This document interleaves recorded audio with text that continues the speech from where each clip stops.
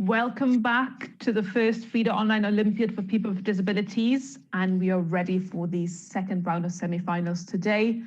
And yet again, we're here with my colleague Polina Torochkova and myself, and we both have been involved with the FIDE DIS Commission for quite some time, so we're really excited again to be part of this quite unique tournament. And let's start our review of the action this time with a quick reminder of the tournament format. The first edition of FIDE Online Olympiad for people with disabilities is all about. It's really a worldwide event. We have started with 61 teams from 45 countries and almost 400 players from around the world. The event consists of two stages. The first one was a 7-round Swiss system from which the best 4 teams qualified to play a double-round semi-final. The 2 best teams will advance to the finals, while the 2 others will compete for the third prize. The time control in all stages is 25 minutes plus 10 seconds increment. Innovations of this event is that every team has 1 female board, and what is highly important, that for the first time ever, all totally blind players compete under equal conditions during the first FIDE Online Olympiad for people with disabilities, as they are supported by online assistants, what is a huge advantage of online format of chess, as a matter of fact. And in total, there were 63 assistants working as volunteers on this online Olympiad. So time goes by so fast, and today we are here with the coverage of the second part of the semifinals. And we have a really very special guest today. We are joined by super talented Soviet and Russian chess player of our online Olympiad, international master, 7-time world champion and 9-time Russian chess champion among APCA players, chess writer and trainer, Andrei Oborchuk. Andrei, good afternoon. Hello.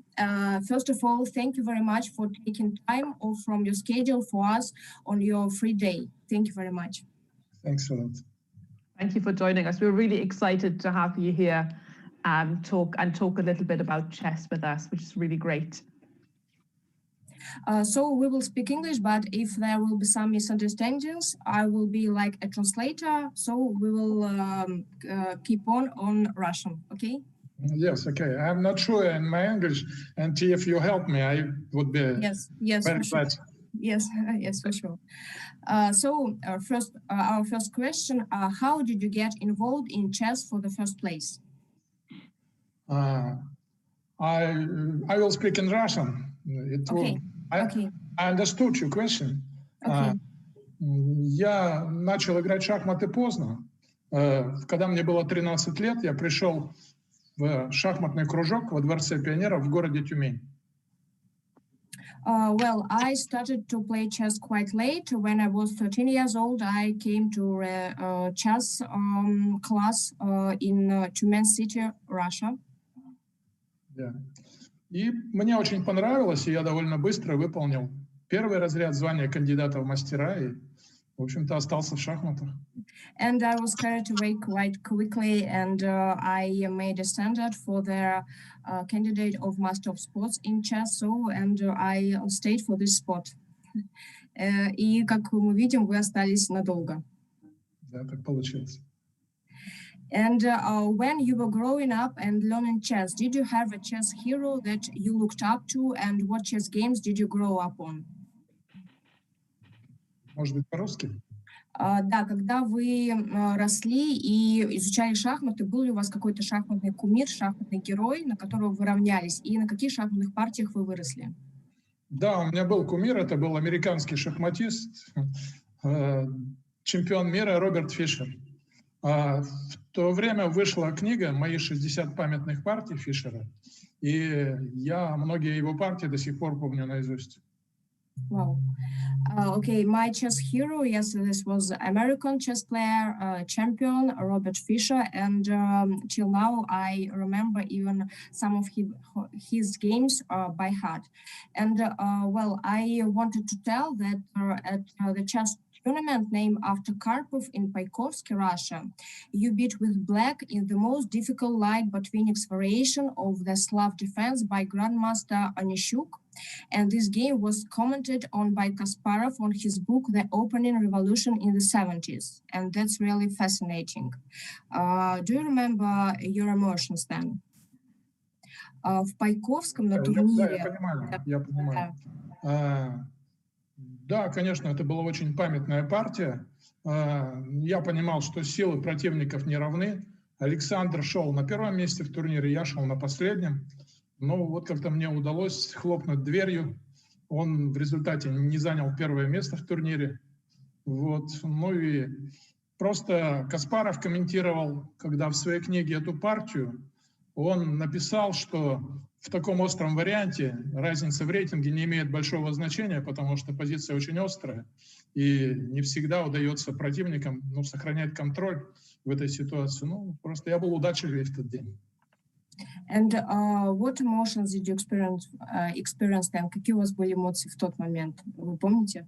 Ну, конечно, я помню. I was very, very happy this day. I saw Alexander, he was really disappointed. He lost relatively big sum of money. But what can I do? It's play. Yes, it's a game.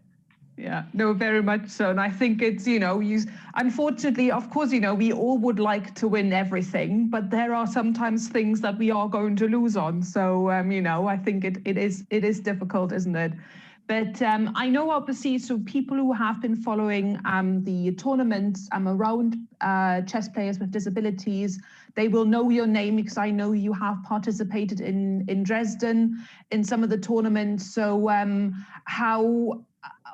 how do you feel about sort of having these tournaments on the world stage for players with disabilities? Андрей Анатольевич, если нужен перевод. Да, лучше перевести. Да. Вы знаете, что да, ваше имя, конечно, очень известно среди игроков, и вы участвовали в турнирах в Германии, в Дрездене.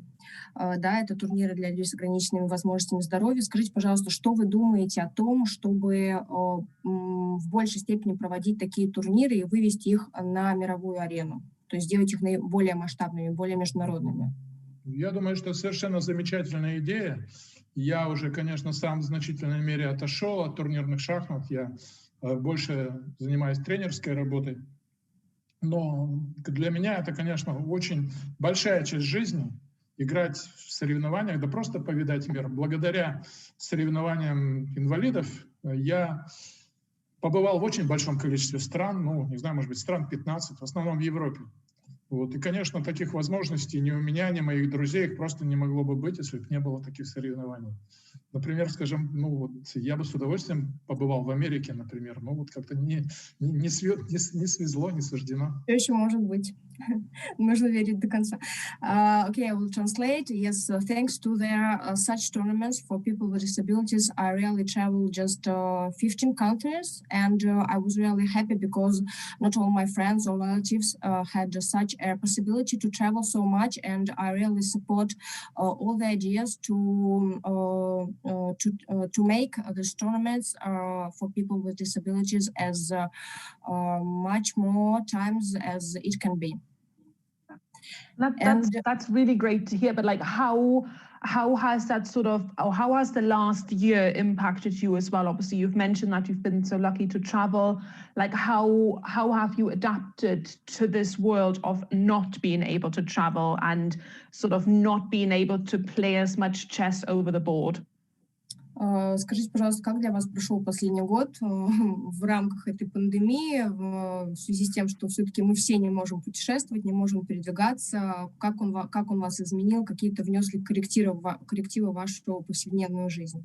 Да, это, конечно, действительно печальное событие. Я планировал принять участие в нескольких турнирах в Европе. У меня были приглашения, но, к сожалению, я никуда не попал, и это на самом деле очень огорчительно. Я не повидался с друзьями со многими. Да, как у всех, как для всех, это очень печально. Yes, as all other people, I was planned to go to Europe to some tournaments. So of course, it didn't happen, unfortunately, didn't happen. And I think we are all waiting for the end, for the finish of this pandemic in the world. So we will meet our friends finally, and even during chess tournaments. And I know that you are a polyglot. How many languages do you know? Я знаю, что вы полиглот. На каких языках вы говорите? Да, какой полиглот? Я закончил факультет романо-германской филологии, но я довольно прилично знаю немецкий язык. Вот, You собственно, speak и German. все. Да. Ulrike? Dann können wir auch Deutsch reden. Genau. Ja. Okay, Ulrike, now it's your turn. А по-английски я пишу довольно прилично и понимаю, то есть я писал какие-то статьи для New Chess на английском, ну и как бы их принимали, то есть у меня вполне приличный письменный английский, но, к сожалению, у меня нет практики, я на слух очень плохо воспринимаю язык. I see. So the main language for our guest is German, Ulrike. Yes, but as well as German, he speaks and writes English very, very good. And do you have any other hobbies besides chess, or does chess take all the time? У вас есть какие-то хобби, кроме шахмат, или шахматы все-таки занимают все свободное время? Нет, вы знаете, я очень люблю литературу, я люблю античную литературу, люблю восточную литературу и философию. Вот. Ну и, конечно, я люблю музыку, как все нормальные люди, классику, вот преимущественно джаз. I'm fond of literature, especially antique literature and East literature, and of course music, as all the people, and especially jazz.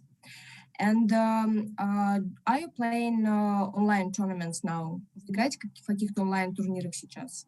Очень редко, не люблю читеров. I see, okay.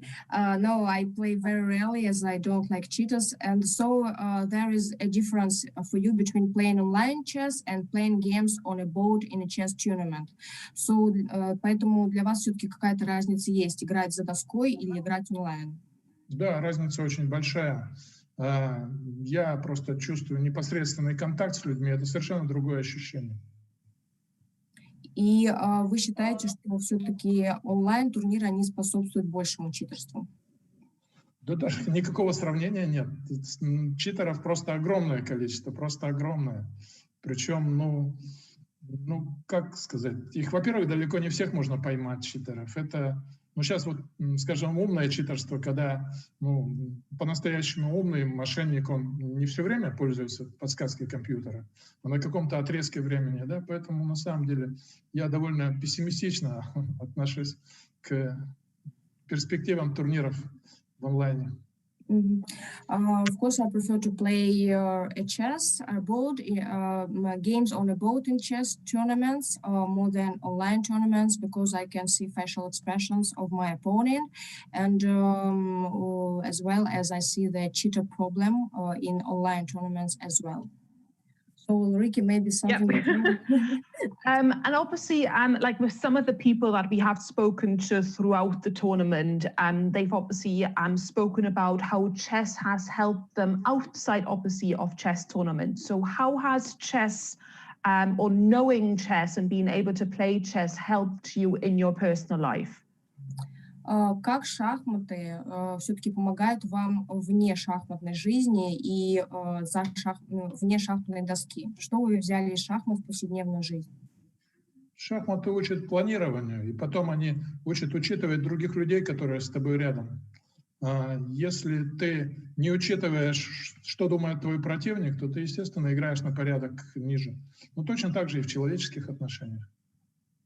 Well, in general, chess, of course, teach us how to plan and teach us how to understand our opponents as well as a chessboard and personal relations. And how would you like to see sort of chess continue to develop? Obviously, I know from the background in Russia, there's a lot stronger sort of base of chess players, and I think it's sort of kids are being brought to the game much earlier, but like, how would you like to see chess continue to develop over the next sort of 10, 15, 20 years? Скажите, пожалуйста, где вы видите шахматы через 10-20 лет? Как вы их представляете? Я думаю, что шахматы в значительной мере останутся прежними. Будет сокращаться контроль, будут ужесточаться античитерские правила. Но вот, скажем, фишеровские шахматы 960, они, конечно, может быть, у них будут перспективы, но я в них не очень верю, потому что там получаются очень громоздкие, сложные позиции. И пока противники добираются до нормальных, привычных миттельшпильных позиций, как-то все заканчивается не очень весело. Гораздо меньше комбинаций, гораздо меньше тактики, гораздо меньше гармонии. Но многие шахматисты мое мнение не разделяют. Так что, может быть, все будет и хорошо. Okay, спасибо большое за ответ. Well, I think that in general, almost it will be everything will be just the same, but the rules will be tightened up. And for example, our guest is not fond of chess of Fischer, but as he said, many of his opponents has their opposite opinion. I can imagine. I think every chess player sort of has their favorite and has sort of their problems with certain other people. I think that's definitely something where you will always have people on either ends that like a certain style. But is there any particular player of the younger ones that are currently sort of coming up, like Nakamura, Wesley? So is there any of the players that you follow at all, or that you sort of keep a bit an eye on? Может быть, есть какой-то игрок из молодого поколения, за которым вы следите, которому вы отдаете предпочтение? Слежу я за многими шахматистами, но из игроков нестандартного, необычного стиля мне очень нравится такой шахматист Рапорт, венгерский шахматист.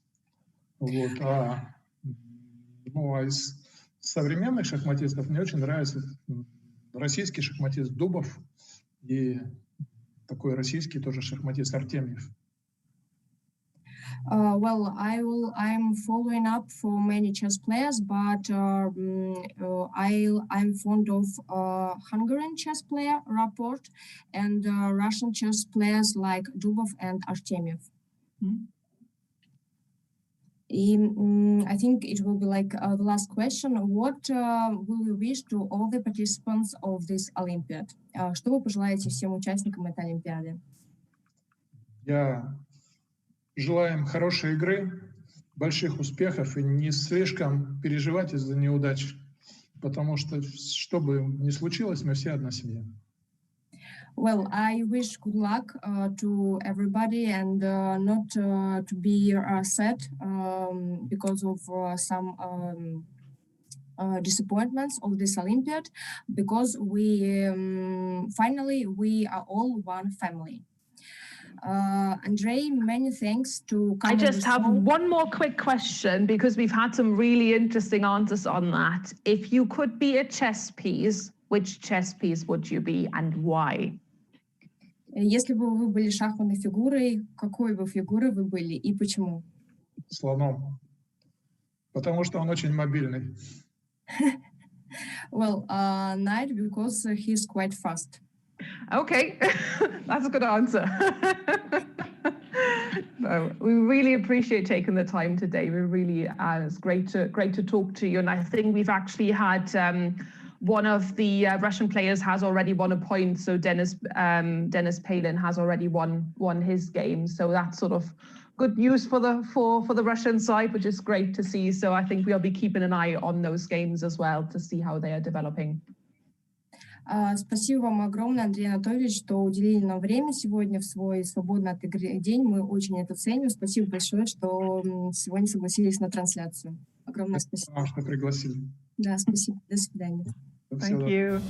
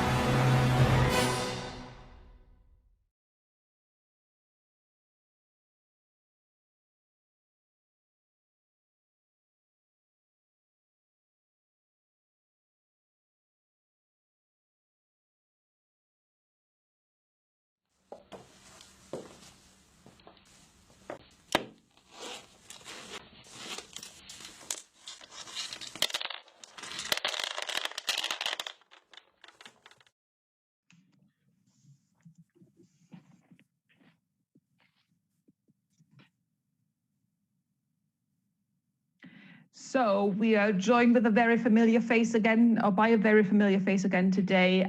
Thank you for Thomas Luther to taking the time again, and just sort of talking a little bit about what's going on with the games as well at the moment. So I think we're really excited to see what's going on. But because we've just finished on that question with Andre, I actually would want to know what piece you would like to be as well, if you could be a chess piece, Thomas. Well, okay, first of all, hello to everyone. I'm happy to be here again. Yeah, it's my big pleasure.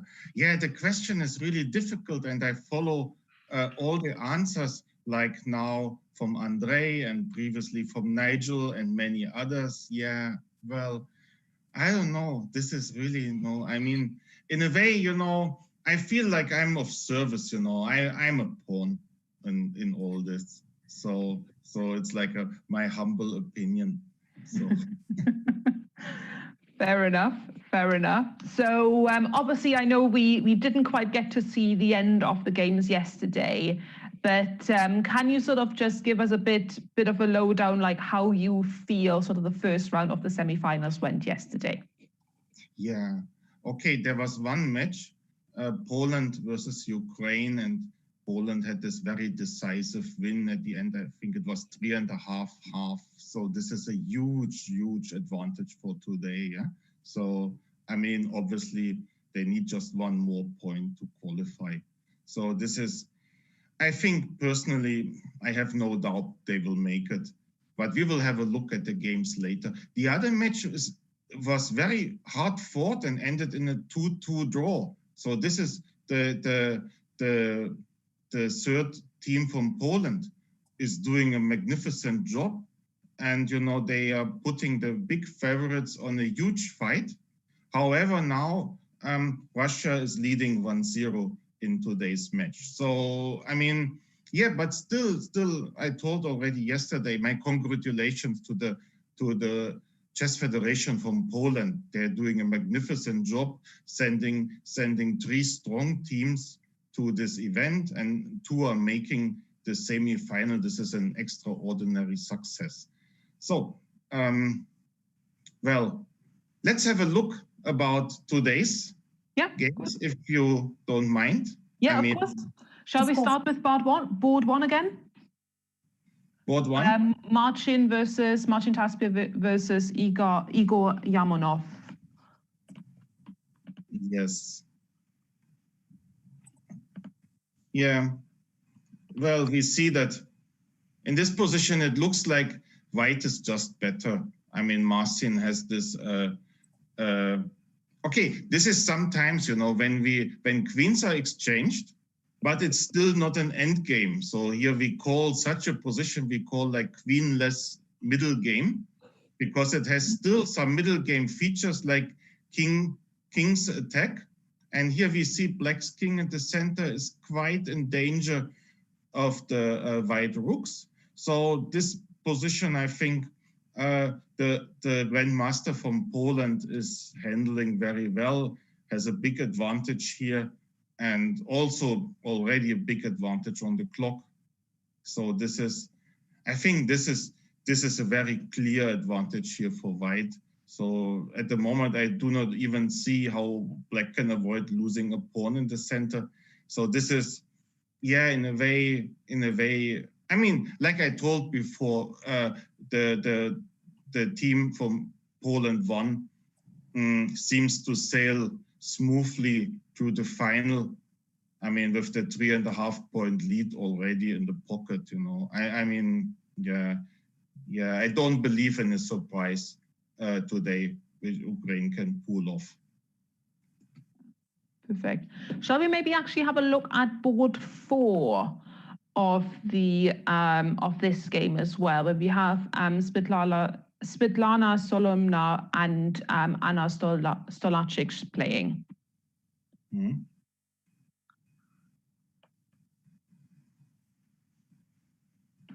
Just board 4 on this one. Board 4, yeah. Board 4, yes. Oh, looks like black is black is attacking, yeah? Just a little. Just a little, so yeah, black's pieces here attacking. And yeah, well, yeah. Okay, hard to say. I mean, still not the end because no more knights and no more bishops are on the board. So, okay, as less pieces, as easier the defense, of course. And also black's queen is a bit far from the king side to enter the attack smoothly. Yeah, well, however, I would still prefer black here because of the attacking opportunities. So, but well, yeah, this is, yeah, but interesting. I think we will come back to this later because here the decision might come, I mean, in 5 to 10 minutes, could easily be. But right now, okay, we should give White the time to think about, I mean, White obviously has the choice either to take the black pawn with the king or just move the king away. Not an easy choice. And yeah, I understand that White is taking her time here. So yeah, maybe we change to the Russia-Poland 3 match. Yeah. Yeah. Any particular board you'd want to have a look at? No, let's start with the first board. First board, yeah. So board 5, that is, yeah. Yeah, just for pragmatic reasons, it's the easiest. So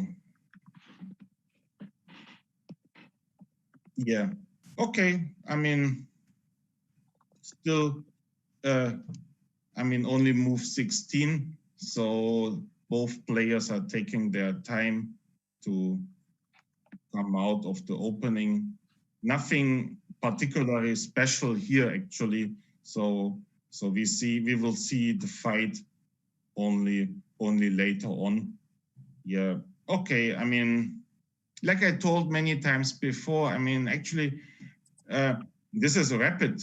I mean, it's not like a standard game. So there's actually no reason the players are thinking so long for the first 10, 15 moves. You know, this is one thing. I always advise players to train, you know, because obviously when you compare chess to other sports, let's say athletics and running, obviously you train different if you run 100 meters or you run 3,000 meters or you train for a marathon. So obviously the sportsman does different things, yeah. I mean, obviously, because you have to use your potential in a different way. And in chess, it's quite the same. Actually, it's also, besides its chess, it is different. While in Blitz, time, of course, is of huge importance. And in standard, time is of much less important. And rapid is something in between. But in rapid also, you should not, I mean, most likely in rapid, a worse position will in one moment lose. Unless, you know, the opponent is really in heavy time trouble. So, well, yeah. So I always advise to the players, just adjust. And the thing is, like always, you can only hard work and training, you know, gives the success, yeah. So here I think, you know, good time management is a matter of training. Yeah, well, okay. I mean, still this position here between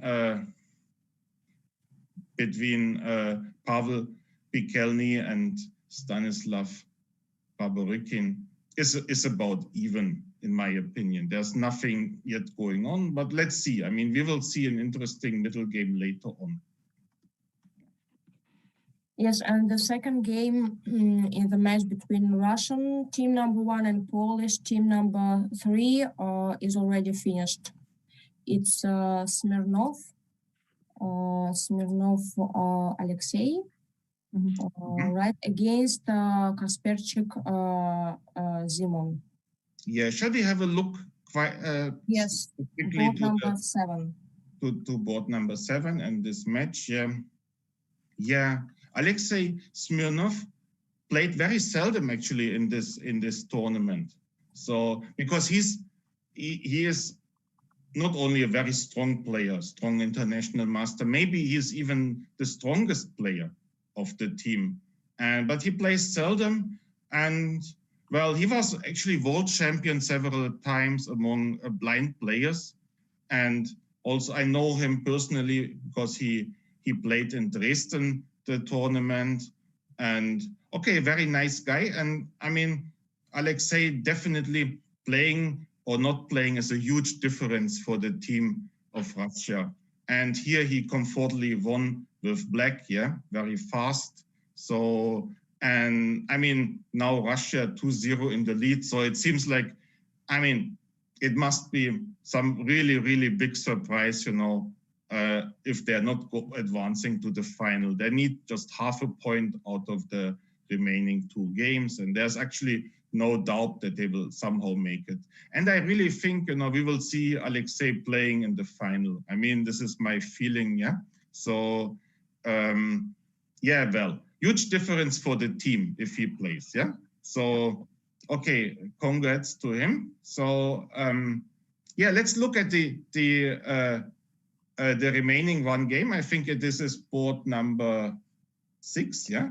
Yeah, correct, board 6, yes. Mm-hmm.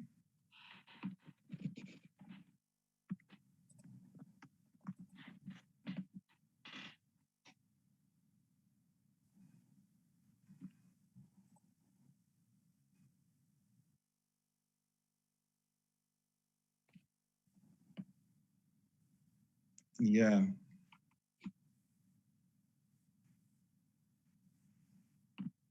Yes. Number 6. Yeah, hard to say. I mean, position still looks pretty even. Yeah, only 17 moves played. Somehow here applies something I told before already. Yeah. So rapid is not standard. Don't go low on time. It is in many moments it's not paying off. So here, yeah, well, here, okay, I mean, like I said before, in the 2 remaining boards, Poland is in a must-win situation, which is, of course, possible, but you know, yeah, we know it's yeah, a hard job, yeah. So to do, yeah. So this is yeah. Okay, also here I think we will see the decision not now, maybe in 10 minutes. It's a bit early, yeah. Okay, White is thinking about her options, and she has a lot of ideas. She can, as usual, bring the rooks to the center, always a good idea, or chase the black's knight away. I mean, okay, couple of options, and all of them, they seem quite normal, yeah. Like, yeah, but I always say, look, I mean, this is a position, for instance, White puts his rook from the queen side, puts to the center. This is always what, you know, we tell, you know, as chess principles, bring the rook to the center. And okay, but she decided to choose to chase away the black knight first. Also a typical and nice option, yeah. Yeah, definitely, maybe hard to say. I mean, I would give White a slight advantage in this position personally, but it's nothing special, yeah? Absolutely nothing special. So, well, yeah, okay, knight e5, trying to exchange something. Okay, like I said, nothing special in this position. Yeah. I think it's quite interesting that you're bringing in that comparison, obviously, that, you know, depending on the time controls that you're playing in chess, it is almost comparable to other sports. And I think, you know, when we think, for example, you know, of the marathon runners that regularly, you know, win Olympic gold medals, they probably would be not the best necessarily at a 100-meter sprint and vice versa. So I think that's actually quite relevant, not just in chess, but almost in any other sport, isn't it? Yeah, it is. It is. And we see also in chess, there are specialists, some players who are really incredible well at blitz, but not necessarily, I mean, good, let's say, not the best, but of course good, let's say, in standard, and vice versa. And then we also have players who just have this incredible talent and they're just good at everything. I mean, this is also there, these players. And we all know, you know, about these players because they're regularly written about in the press and all this. But it is, in my opinion, it's a fair comparison that, you know, sometimes, you know, there are people who are really, really fast thinkers and they are good in blitz or in rapid, while others, they just need their time. And yeah, well, like I said, my full appreciation is going to the players who just manage to be good in everything. So this is for me always a miracle how they are doing it, you know. So this is well, another thing. However, here in our tournament, I mean, I think for an Olympiad, I mean, the most practical is to play rapid because, I mean, also the regular Olympiad was in rapid. And yeah, as you understand, and we all understand, playing blitz would just, you know, I don't know. We could have the Olympiad in blitz as well. I mean, however, in standard, I'm not so sure if standard and internet goes well together. I'm not 100% sure. But this is a decision. And okay, now FIDE is having the Olympiad in rapid, yeah? So, well, we might think next years, yeah, to extend it to standard or blitz, but I don't know. Just, you know, this year I'm happy for the start. Like what would it take, for example, for a player that's good at standard to potentially try to get good at rapid or blitz? What do you think are sort of the things that make the difference, or that sort of, yeah, how can you be good at ideally all of them? Like what are the individual sort of traits of it to an extent? Yeah. Okay, this is a difficult question. Well, obviously, I mean, as faster the game gets, as more quick calculation and tactics is important. And it's not a surprise that many blitz games are decided by just tactics. So a player should be fit, you know, fit in tactics, fit in calculation. So this is, you know, focusing in the training for quick calculation. While in standard, obviously calculation is also important, but, you know, strategical ideas play a role.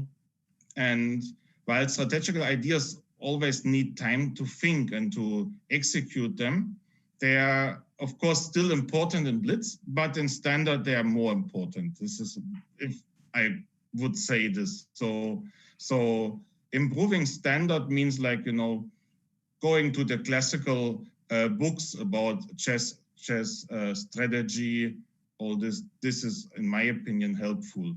But however, yeah, there's also talent. We should not forget. Some people are just amazingly gifted. So they are just very quick thinkers, or they feel strategic ideas. They are getting more easy, or they have this kind of intuition, which is, you know, helping them. So this is an interesting topic, yeah. And Thomas, with Andrei, we were talking a little bit about the cheating problem because the online chess tournaments are growing up nowadays. And what do you think about this? What do you think about online chess cheating?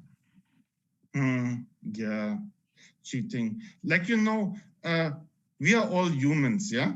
And we all experience cheating in life in one way or in the other. So we all know stories. We all have been, I mean, we know stories about cheating, about lying, about betrayal. So this is even in the stories, in the fairy tales, you know, it's there. So it has a long history. So it's not only in chess. So, well, what I'm thinking at the moment, the positive thing I see at the moment is that we are aware that there's cheating, and also the software, the algorithms to detect cheating is getting better, you know. So it's not anymore like like a couple of years ago, where we had no means against cheating.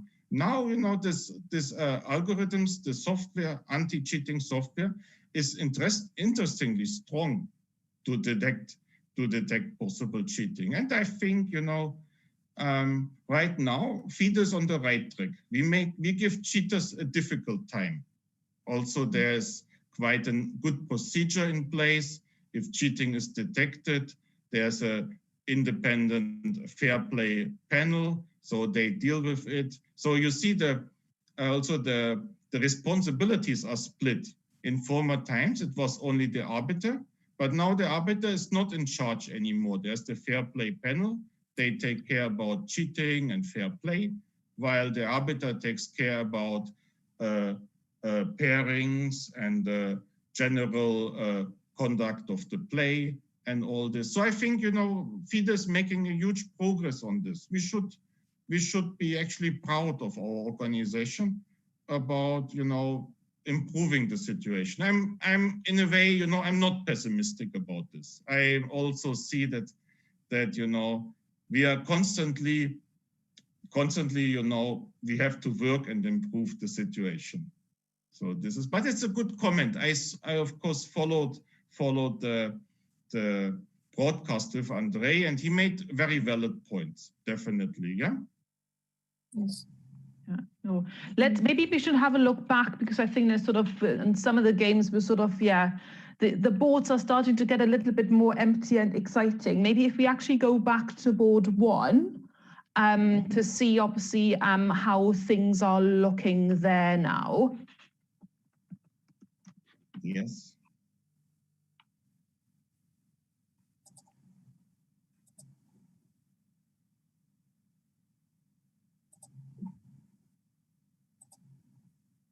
Yeah, you're right. Lots of pieces got exchanged, yeah. So, yeah, well, obviously board 1, yeah, Marcin Taspia is 2 pawns up.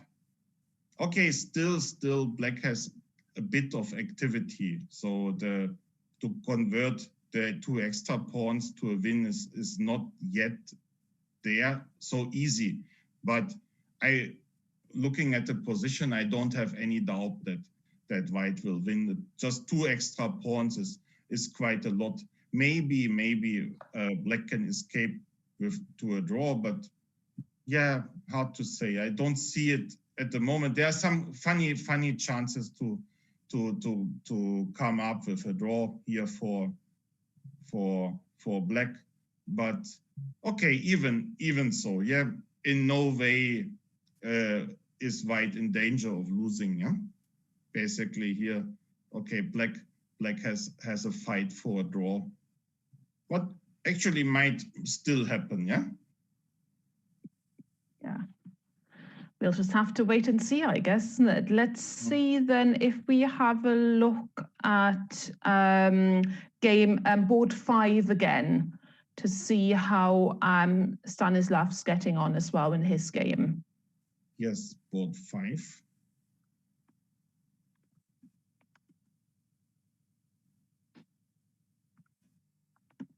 Oh, board 5. Okay, queens got exchanged. So yeah, we go to this kind of early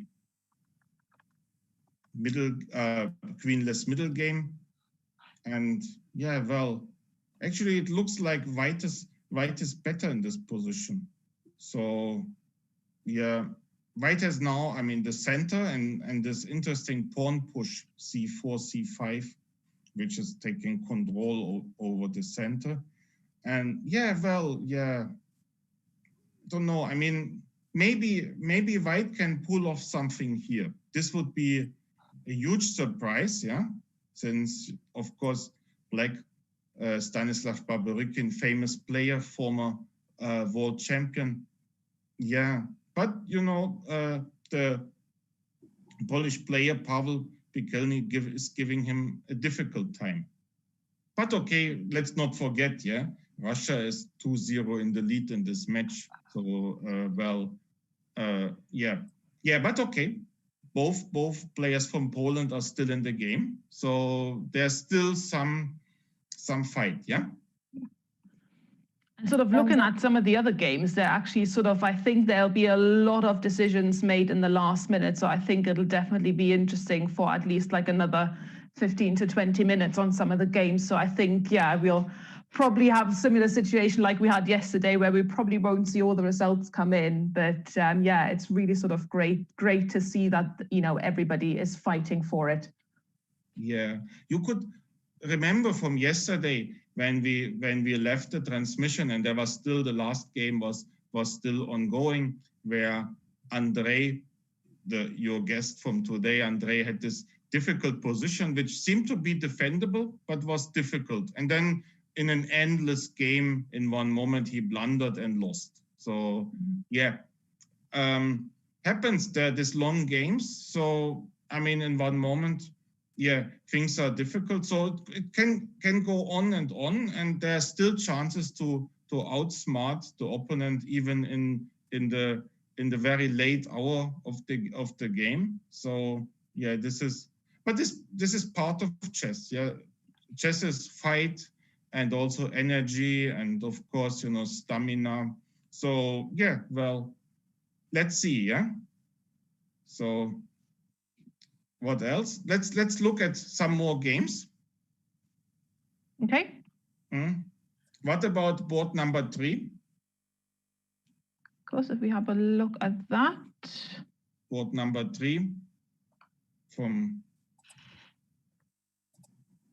Lukáš Novák playing white. Lukáš, also a famous player, and I think he made a huge score in the Swiss stage of the tournament. So he was someone who was really giving Poland a huge edge. And even in this position, okay, it looks like he has a nice position, position, and of course, black under huge time pressure already. Yeah. So here I would favor white a lot. And yeah, queen to g2, he plays, offering to exchange queens.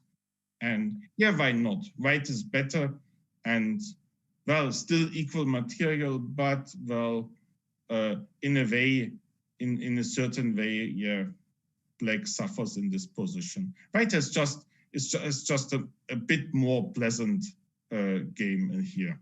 So yeah, but like I said before, there's very little doubt that Poland will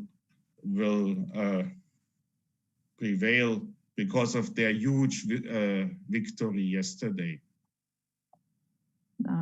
I think we'll definitely be keeping an eye, and you know, no doubt we'll be talking a little bit more tomorrow about today's games as well.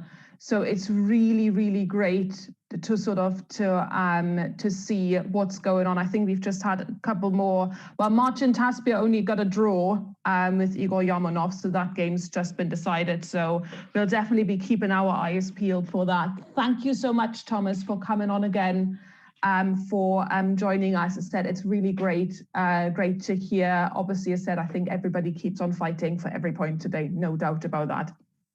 Yeah, yes, thank you very much, Thomas. And today we have the second part of the semifinals of the first FIDE Online Olympiad for people with disabilities, and time goes by so fast, and we will be back tomorrow with the coverage of the finals, so make sure you tune in. Thank you everybody for watching. Bye everyone. Thank you.